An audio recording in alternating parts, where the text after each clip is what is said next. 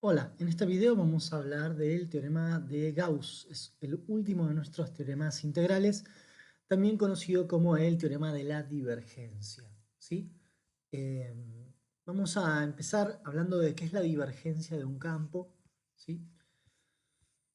Suponete que tenés un campo definido en una región omega de R3, ¿sí? Que tiene derivadas continuas.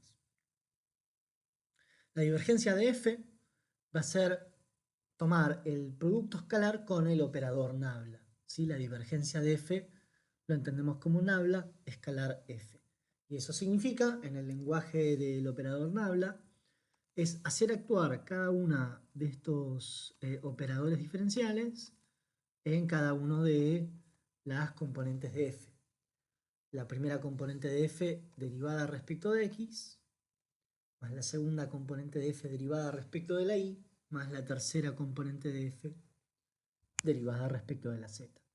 Obviamente esto, ¿sí? La divergencia es ahora un campo escalar.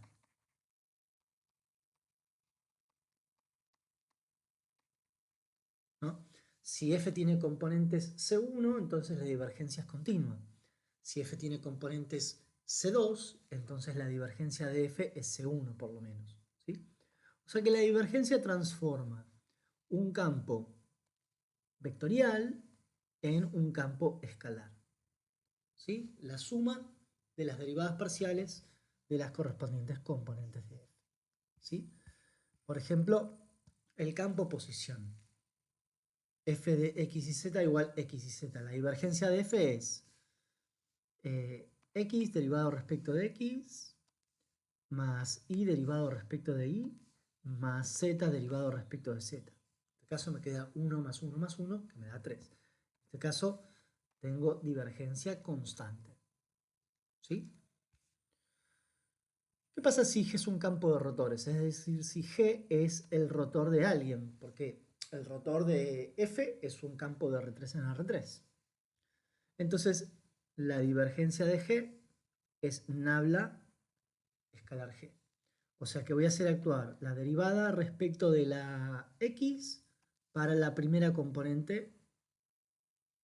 Es la primera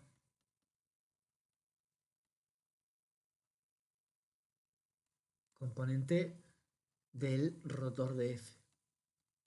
Luego voy a hacer actuar la derivada respecto de la Y en la segunda componente del rotor y la derivada respecto de Z para la tercera componente del rotor. ¿No? El operador nabla es distributivo. ¿Sí?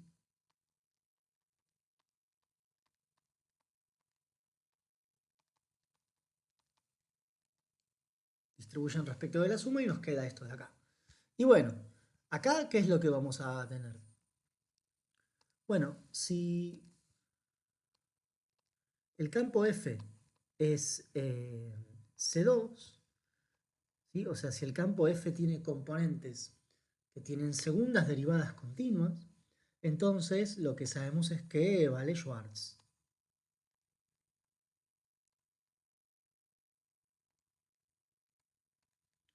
Y eso significa que esta derivada de acá y esta derivada de acá son iguales. O sea que esta y esta se cancelan mutuamente. Esta y esta se cancelan mutuamente y esta se cancelan mutuamente. Por lo tanto, si agarras un campo F que tiene componentes C2 y le tomas el rotor, el campo rotor tiene divergencia cero. ¿Sí? Este es un ejemplo de un campo que nosotros llamamos solenoidal. Es un campo que tiene divergencia cero. ¿Sí? Un campo se dice solenoidal si tiene divergencia cero. Por ejemplo, los campos constantes son todos campos solenoidales. Los campos de rotores también son solenoidales. Hay otros que no. ¿Sí? Vamos a ver qué es lo que nos dice el teorema de Gauss ahora. ¿Sí? El teorema de Gauss o teorema de la divergencia dice que si yo tengo un volumen V corta que está encerrado por una superficie orientable suave a trozos, entonces el flujo hacia el exterior del cuerpo ¿sí? El flujo del campo hacia el exterior del cuerpo, flujo de F al exterior del cuerpo, coincide con la integral triple de la divergencia del campo extendida al volumen encerrado, ¿sí? Acá es importante que entendamos qué es esto del volumen saliendo del cuerpo, ¿no? Saliendo del cuerpo significa que tengo que atravesar la superficie frontera, ¿sí? Hacia afuera, alejándome de B, ¿sí?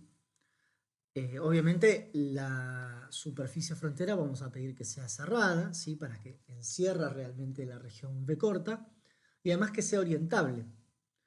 La normal que apunta hacia afuera es la normal que orienta a la superficie. Decimos que la superficie está orientada por la normal exterior. Obviamente si nosotros quisiéramos el flujo entrante, entonces acá adelante habría que poner un menos y la integral del flujo de F entrando al cuerpo es igual a menos la integral triple de la divergencia, ¿sí? Esta situación que vemos acá en este dibujito es bastante común, ¿sí? Los sólidos muchas veces su superficie frontera la expresamos como diferentes superficies abiertas pegadas entre sí. En este dibujo tenemos una parte que es como plana y otra parte que es curva. Bueno, hay dos superficies abiertas que pegadas a lo largo de una curva me dan la frontera de B, ¿sí? Veamos un poquito de eso. Muchas veces pensamos a sigma como la unión o pegado de varias superficies suaves a lo largo de curvas, ¿sí? En este caso la curva de pegado sería esta de acá, ¿sí? Esta circunferencia de acá. Entonces sigma lo pienso como la tapita de abajo y el domo, ¿sí? Y resulta que como con las integrales de línea, las integrales de flujo son aditivas respecto del pegado. Es decir, si yo quiero calcular el flujo saliente de F a través de sigma, lo calculo como el flujo hacia abajo a través de la tapa más el flujo hacia afuera a través del domo, ¿sí? O sea que la integral de flujo es aditiva respecto del pegado de las eh, superficies. Lo que sí, las normales en cada uno de los casos tienen que estar elegidas consistentemente con el exterior de B, ¿sí? Bueno, vamos a hacer un ejemplo. Vamos a ver cómo nos sale. Consideremos el campo F igual a xi menos i zi. Claramente es un campo que tiene componentes que son polinomiales, por lo tanto tienen toda la suavidad que queremos. Nos pide, encuentra el flujo de F hacia el exterior del poliedro cortado por el plano x más i más 4z igual a 4 en el primer octante, ¿sí? Entonces, hagamos un esquema de la situación. Tenemos un plano que atraviesa este pedazo del primer octante, ¿no? Eje X, eje Y y eje Z, y el cuerpo, el sólido, es lo que está abajo del plano que cae en diagonal y por arriba de los planos cartesianos, ¿sí? Claramente este poliedro tiene cuatro caras, ¿sí? Son todas cuatro caras triangulares, una cae sobre el plano XY, otra cae sobre el plano XZ y otra cae sobre el plano YZ. Por lo tanto, el borde se puede pensar como la unión de esas cuatro caras triangulares, sigma 1 hasta sigma 4, ¿sí? El problema pide que nosotros calculemos el flujo hacia el exterior de ese campo que nos dan. Técnicamente, habría que calcular cuatro integrales de flujo, ¿sí?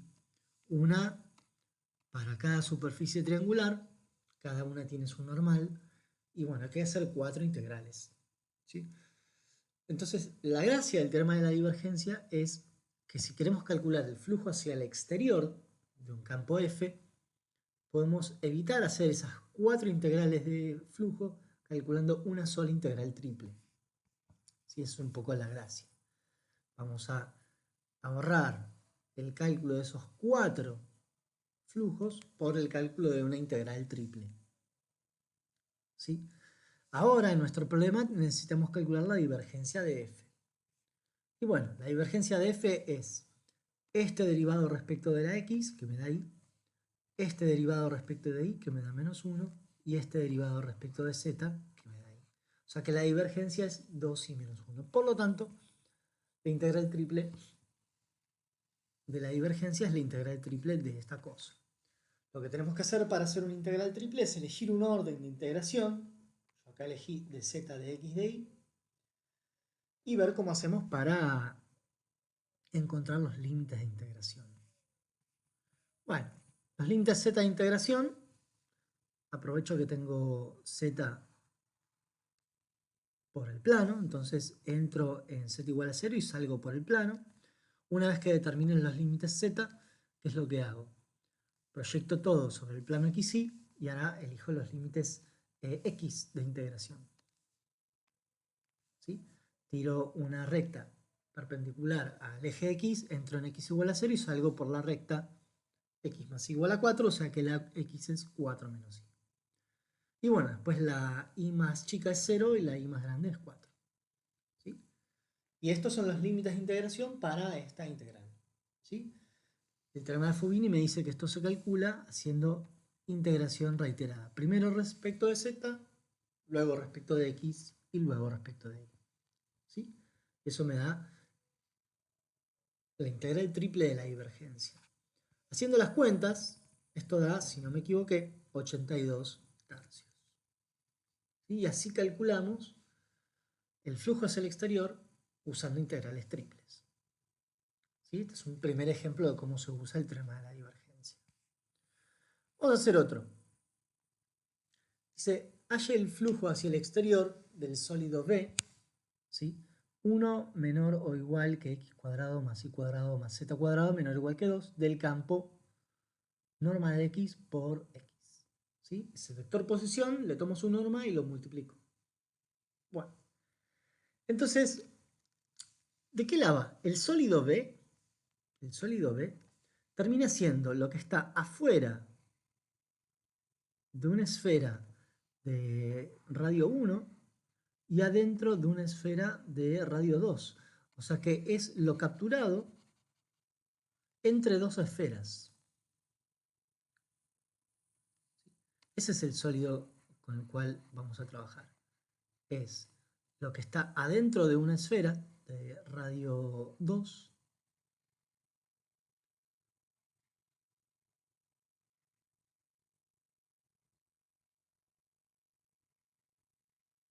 y afuera de una esfera de radio 1.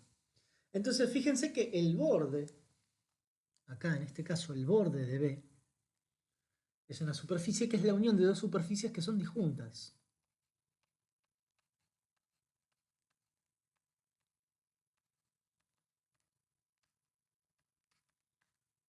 ¿Sí? No están pegadas a lo largo de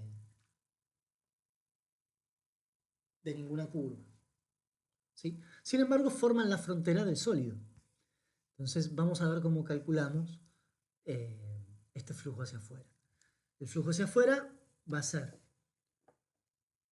hacia afuera de la exterior, vamos a llamarlo N1 directamente, y hacia adentro de la interior. ¿Sí? Eso es hacia afuera del sólido. Yéndome hacia el exterior de la de afuera, o sea, yéndome hacia el infinito y luego hacia el interior de la esfera de adentro. ¿Sí? Entonces, en este caso, tenemos la orientación para cada una de las superficies que limitan B. El teorema de Gauss lo que permite hacer es calcular una sola integral, ¿sí? Calcular la integral de la divergencia. Entonces, si llamas h a la raíz cuadrada de x cuadrado más y cuadrado más z cuadrado, la derivada de h respecto de x va a ser x sobre h. Obviamente la derivada respecto de la y es y sobre h y la derivada respecto de z es z sobre h. Por otra parte, la derivada respecto de x de la primera componente de f es hacer regla del producto. Va a quedar x cuadrado sobre h más h. Si aplicamos esta misma idea para la derivada respecto de y la derivada respecto de la z, la divergencia resulta que nos da 4 veces h. ¿Sí? Háganlo con detenimiento y van a ver que da 4 veces h. Por lo tanto, ahora la integral que nosotros queremos calcular es la integral triple de la divergencia. Y esta la podemos hacer en esféricas. ¿Sí? Acá vamos a aprovechar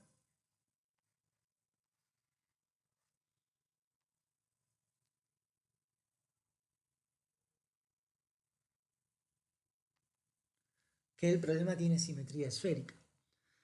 Y fíjense que es bien sencillo entender los límites de integración. A ver si puedo dibujarlo un poco mejor acá. ¿Sí? A ver si me sale un poco mejor el dibujo. Vamos a hacer una esfera así. Vamos a hacer la otra esfera así. Y acá vamos a poner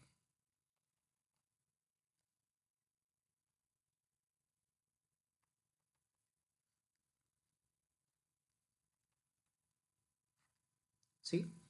La esfera interior tiene radio 1, la esfera exterior tiene radio 2. Entonces, un punto que está acá tiene, bueno, el vector posición. Esto va a tener un apartamiento phi en el ángulo azimutal. ¿Sí? Esto mide ρ, por lo tanto, esto se proyecta a un rayo. ¿Sí? Y este muchacho de acá cae en el plano XY y este apartamiento se llama θ. ¿Okay? Entonces, ¿cómo vienen los ángulos? Yo lo que quiero es lo que queda capturado entre las dos esferas. O sea que voy a tener que barrer todo esto con el ángulo azimutal. ¿Sí? En el vertical voy desde esta parte hasta el negativo del eje Z. Por otra parte, el ángulo θ va a barrer toda la vuelta horizontal. Y el valor absoluto, o el radio, va a ir desde 1 hasta 2. ¿Sí? Entonces, integrar sobre lo que queda entre dos esferas es fácil. ¿Sí? Porque el ángulo azimutal va desde 0 a pi sobre 2. El ángulo horizontal barre de 0 a 2pi y lo único que cambia es realmente el radio, ¿no? De 1 a 2. Entonces acá tenemos, por ejemplo, la integral triple planteada en esféricas. El diferencial de volumen es exactamente este. Es el diferencial de volumen, ρ cuadrado seno phi. Si integramos primero respecto de la phi, vamos desde 0 hasta pi. Cuando integramos respecto de ρ, vamos de 1 a 2, y cuando integramos respecto de θ, vamos de 0 a 2pi. ¿Sí? Por lo tanto, si este de acá lo escribimos en esféricas, esto es simplemente 4ρ. Entonces lo que nos quedó es la integral de 4ρ cubo seno phi. Integramos primero respecto de la phi. ¿Sí? La primitiva del seno es el menos coseno. Hacemos barra o entre 0 y pi. Eso nos da 2. Ahora integrás respecto de ρ. Esto te da 2 veces ρ a la cuarta. Barra entre 1 y 2. Y ahora simplemente la constante 30 y nos da 60 pi. ¿Sí? Y esto lo que nos dice es que el flujo hacia el exterior de este sólido, el campo F, es 60 pi. ¿Sí? Esto simplifica grandemente el cálculo de flujos porque acá habría que hacer dos integrales de flujo.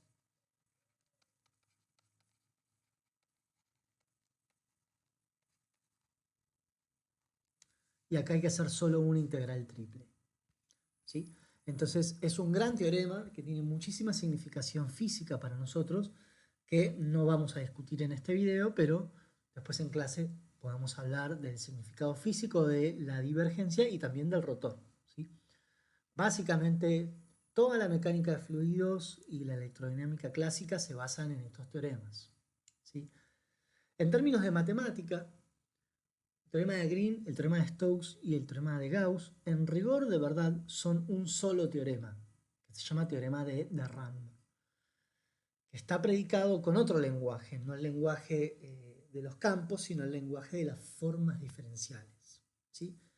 Uno tiene que aprender un poco ese léxico para poder hablar del teorema de Rand. Pero, para que se den una idea, estos tres fenómenos, ¿sí? En todos aparecía una región y su frontera, ¿sí? En Green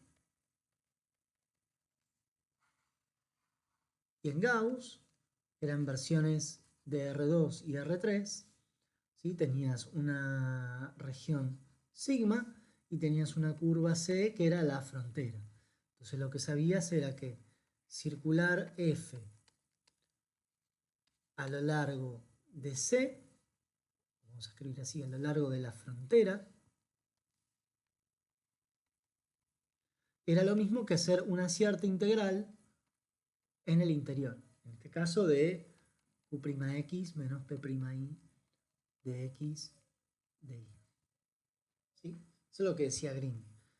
Con algún cambio de notación, Stokes dice algo muy parecido, ¿no? La circulación sobre el borde es lo mismo que el flujo del rotor.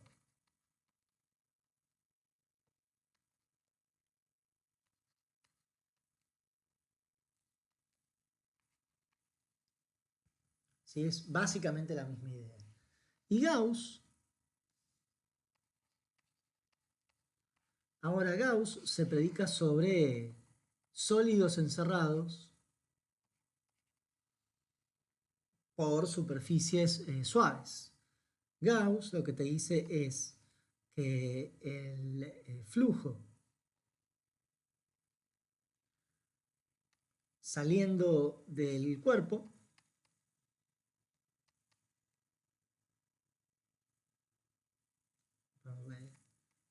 sigma acá, es lo mismo que la integral triple de la divergencia. Entonces, fíjense qué es lo que pasa. Acá tengo un campo sobre un borde y esto es igual a una derivada del campo sobre el interior, o una especie de derivada sobre el interior. Perdón. Lo mismo acá, la integral de un campo sobre un borde y eso es lo mismo que alguna derivada en el interior. Lo mismo acá, la integral sobre un borde de un campo igual a algún tipo de derivada sobre el interior. Todas estas cosas se resumen en un solo lenguaje, ¿sí? De lo que llamamos formas diferenciales. Y vamos a ver, cuando nos podamos ver en vivo, que el teorema que reúne a estas tres cosas dice exactamente lo mismo. ¿Sí? Integrar una forma sobre un borde es lo mismo que integrar una derivada de la forma sobre lo que lo rellena. ¿Sí? Bueno, espero que les haya servido y nos vemos la próxima.